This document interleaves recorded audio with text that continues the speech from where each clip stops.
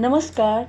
ये फलक की कहानियों का अद्भुत संसार, किस्सा कहानी कहानियाँ, जिसमें हम लिखते हैं खुद को। मैं संजू शरण, मैं आपको सुना रही हूँ एक लघु कथा जिसे मैंने लिखी है। मेरी लघु कथा का शीर्षक है बंद दरवाजे का सच। सुरभि का परिवार टीजी कॉलोनी वालों के लिए एक रहस्यमय परिवार था। मोहल्ले के लोग इस परिवार के बारे में जानने के लिए काफी उत्सुक थे, क्योंकि इस परिवार को आए हुए लगभग 6 महीने हो गए, लेकिन अभी तक किसी से मेल मिलाप नहीं हुआ। सुबह के लगभग 9 बजे घर का दरवाजा खुलता और सुरभि के घर से निकलते ही घर का दरवाजा बंद हो जाता। फिर रात को 11 बजे दरवाजा खुलता।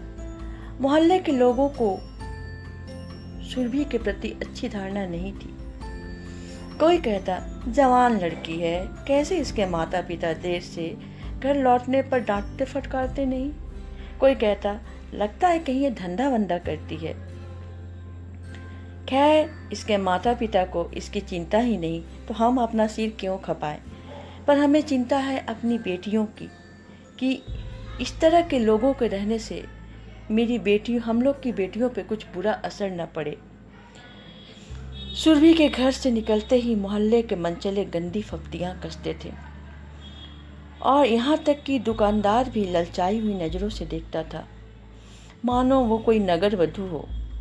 पर सुरभि किसी की बातों की परवाह नहीं करती थी, परंतु उसे बहुत ही अफसोस होता था, बहुत ही तकलीफ होती थी कि कैसे कैसे लोग यहाँ रहते हैं। रोज वह नित्य उसके स्वाभिमान पर प्रहार होने के कारण उसका आत्मबल टूटने लगा।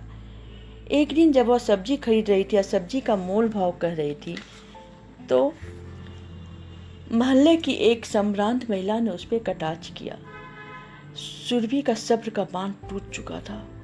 वह उस महिला के पास जाती है और कहती है, आप और मोहल्ले के सारे लोगों को देखकर लगता है कि आप हम लोगों के बारे में जानने में काफी उत्सुक हैं। चलिए, मैं अपने घर के लोगों से आपका परिचय करवाती हूँ। जब वह महिला उसके घर के अंदर प्रवेश करती है, तो देखती है कि उसके घर पर मरघट सी सन्नाटा छाया हुआ था। सुरभि के पिता व्हील चेयर पर थे। उनकी दोनों बहनों को देखकर लगता था कि कंकाल के ऊपर चमड़ी की एक परत लगा दी गई हो। गालों पर हड्डियां उभरी हुई थी। दोनों बहनों की उम्र लगभग 40 से 42 की होगी।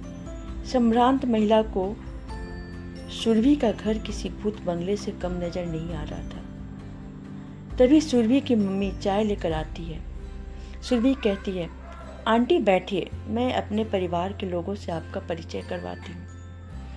अपने माता पिता की ओर इंगित करते हुए कहती है, ये मेरे पिता हैं, जो कभी फौज में दुश्मनों के छक्के छुड़ा दिया करते थे।